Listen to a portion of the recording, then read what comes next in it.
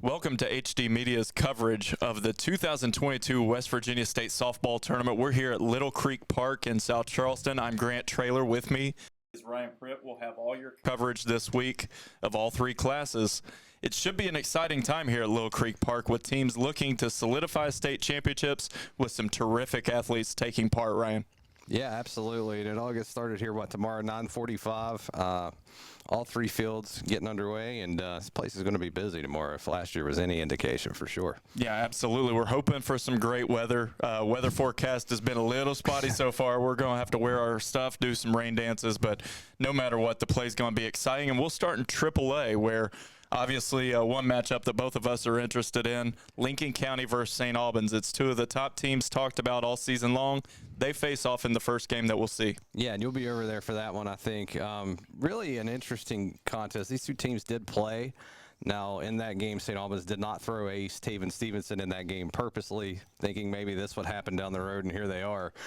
You know, for St. Albans, I think with Stevenson coming back, people missed the fact that they graduated 6 seniors from that team last year that made it to the state championship game. So it's a completely different cast of characters for the most part that got them here. But anytime you got a kid in Stevenson who committed to Kentucky at age 13, who's been here, who's the reigning state player of the year, I mean, they've got a shot. They're going to be a tough out for sure. Well, you look at that St. Albans team, too, and not only did they graduate 6 seniors, but it's been freshmen that have really taken the reins for this team. Yeah, Kendall Harper, Punky for everyone else. A freshman first baseman just named Kanawha Valley Freshman of the Year, hit 13 home runs. That led the Valley. Sydney Young is a sophomore infielder who's really come on late. I know through sectional she was 5 for 5 with 3 home runs. She's got 10 home runs, so those two were your 2 Kanawha Valley leaders, actually. So they play the long ball a lot as well. And, yeah, a lot of young players maybe here a little bit ahead of time, like I said, but they're going to be tough. And anytime you've got Stevenson in the circle, like I said, you've got a shot. Yeah, and you look at this Lincoln County team, and they're on the opposite end of the spectrum. Some might not have thought St. Albans was going to get here this year, but Lincoln County is a team that everybody, even though Cabell Midland had won the state championship last year and had many returning, Lincoln County was a team that everybody had pegged for South Charleston. Yeah, and they're young too. I mean, they have 1 senior, I believe. And this is, you know, I mentioned Stevenson. This is the best lineup she'll face all year. To me, this is the best top to bottom lineup I probably saw all year. They get it everywhere. You know, up at Ripley, they hit 4 home runs. They can smash the ball. They've got a lot of speed on the base pass. Josie Bird, you start there. Obviously, junior catcher, I believe. Sophomore. She's a sophomore catcher. Yeah. Sorry, yeah. Ton of power there. She had, 16, 18 home runs last year, and she's had another phenomenal year hitting 575. So she's right back where she was last year, and she's a killer in the middle of that lineup. And they surround her with good righty-lefty splits, too. I mean, they kind of go back and forth in the lineup. They've got speed, and they're going to be tough, and they have the ability to pile up runs in a hurry. No, and that's the thing with this team. You look, and everybody talks about the offense, but what I saw in the sectional, and I had that sectional when they defeated Cabell Midland, they got terrific pitching from Riley Scholl when they needed it. Megan Stump came in and did a great job in the circle as well, and they got defense. You know, whenever they needed to make big plays, they made a couple, and Scholl in the circle is a very good defender. Becca Pennington at first, who you saw hit a couple home runs at Ripley, if I'm not mistaken. So 1 through 9, they're a very, very dangerous team, and up and down. It's going to be a lot of fun to watch that matchup. As we look forward in Class AAA, the tournament will actually start with John Marshall, who's 21-8. They were here last year and dropped their first regional game before advancing past University by winning the Final T. They will take on Jefferson, who's 27-5, and sort of upset a team that we all sort of had pegged to come here in Washington that many thought would contend for the state title this year. And I had a couple area coaches who had seen Washington, either played him or seen him in events, tell me that they thought Washington was the best team in the state. So that's, you know, if Jefferson was able to get past them, they've got to be pretty legit, obviously, and that's one of the cool things about these state tournaments is seeing these teams from around the state. But in John Marshall especially, you know, this is a team, you know, they have the last Class AAA state title of any school north in the northern half of the state. It was back in 2012, but this is not a stranger to this place. They've been a staple in this tournament. They got swallowed up by those great Hurricane teams a couple times a few years ago, but this is a team that's used to being here, and that's going to be a solid game too. Yeah, as we transition to Double A might be the most exciting one out of all these, and obviously you've got a lot of experience with several of the teams that are going to be playing in that. Go ahead and tell us a little bit about Herbert Hoover, who seems to be somebody that everybody's talking about coming up. Well, yeah, I mean, you've won 4 in a row, and they're coming in trying to match the longest streak ever for consecutive state softball titles at 5, and went 21-3 this year. Had a few games get rained out. They kind of got hit hard by weather, as some of these teams did. But I'll tell you the interesting thing about them, and they'll open it up tomorrow morning against Oak Glen, is that Oak Glen had Hoover on the ropes. I mean, they were in control of the tournament last year.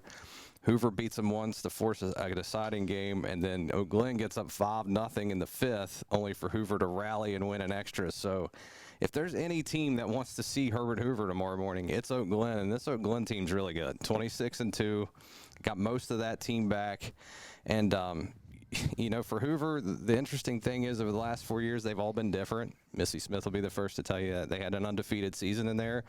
And then they had years like last year in 2017 where it didn't necessarily seem like they were an overwhelming dominant team until they got here. And there's just something special about that team and that community and Missy, who's won, 10 rings now combined in volleyball and softball. And that's a heck of a way to get things underway tomorrow morning on that far field behind us over here. That should be a fantastic game. Yeah, absolutely. The Rock's going to be rocking with that one because Oak Glen, like you said, I mean, they were in the driver's seat for that Double-A title last year, and Hoover had to really claw their way to that title. For Oak Glen, Maddie McKay, 481 hitter, 16-0 in the circle. She's going to lead them against Herbert Hoover, and that should be just an unbelievable battle to start the day here. And Grayson Buckner for Hoover, a senior who has a chance to match her older sister with 3 titles. Now, obviously, both of them lost the 2020 season. Has done it in a completely different way, but just as effective. She's 15-1 in the circle this year, leads the Valley with a 0.78 ERA, and they play fantastic defense. They're averaging less than half an error a game.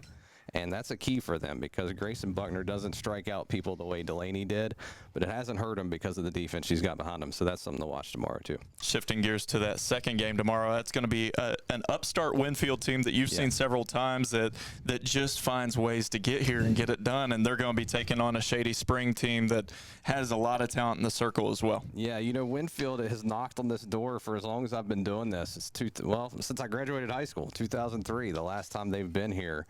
And they've had some great teams in the past few years, and went on a magical run there, lost their sectional semifinal against Sissaville, and then ripped off 5 in a row, eliminated every team out of that section, and then got it through 2 really tough games against Scott. I think Scott was better than probably they thought they were and what a lot of us thought they were. But, it starts with Kennedy Dean. I mean, this kid has been around here for 4 years. She's a Youngstown State commit. Hitting .558, leads the Valley in doubles with 14, leads the Valley in RBIs with 46. She plays catcher. She plays shortstop. I mean, she is absolutely the epitome of a leader for this team.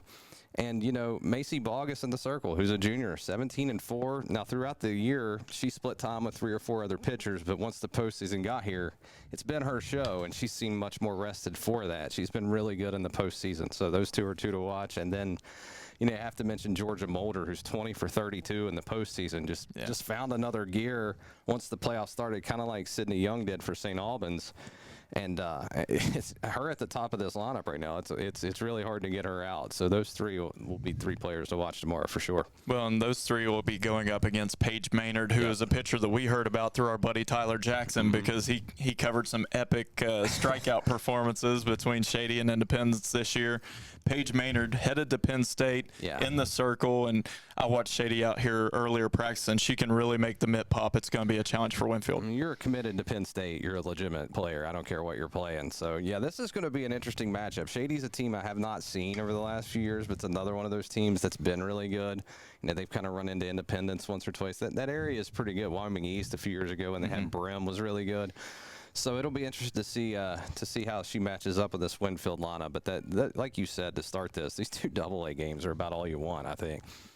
As we look at Class A, everything starts with Wahama. 26-2 coming in, the defending champs, beat one of the best pitchers in the state in the regional to get here and in defeating Man. So basically, I hate to put it like this, but it looks like Wahama and everybody else in this single A field. And there's some girls behind me that'll probably disagree with that, St. Mary's being one of the teams. But Wahama is definitely the team that we're looking for out of that Class A. Yeah, you were mentioning Man's Morgan Cooper. She's not one of the best pitchers in that region. She's one of the best pitchers in the state. I got a chance to see her this year, and she's really, really good. And for Wahama to take 2 in a row from them, you know, at one point this year, Wahama had won 39 straight games.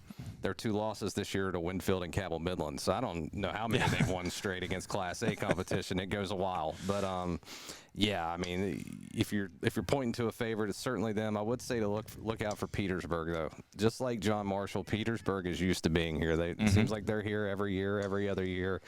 They're 17-2, which tells me that they had a lot of weather problems as well, and maybe there's a little unknown about them. If you're looking for a possible fly in the ointment, maybe it's Petersburg, but yeah, I think heading in, the Wahama show is the one to watch over there for sure. Well, as we talked about, the Class AAA action will get things started at 9:30 tomorrow morning up at Kraft Field, which is on the hill here at Little Creek Park, while AA and Single A action will start at 9:45 here at The Rock. Please stay tuned to www.herald-dispatch.com and www.wvgazettemail.com for all of Ryan and I's coverage this week. We're going to try and make sure that we bring the best action to you and cover this thing as best we can. For all of us at HD Media, we appreciate it.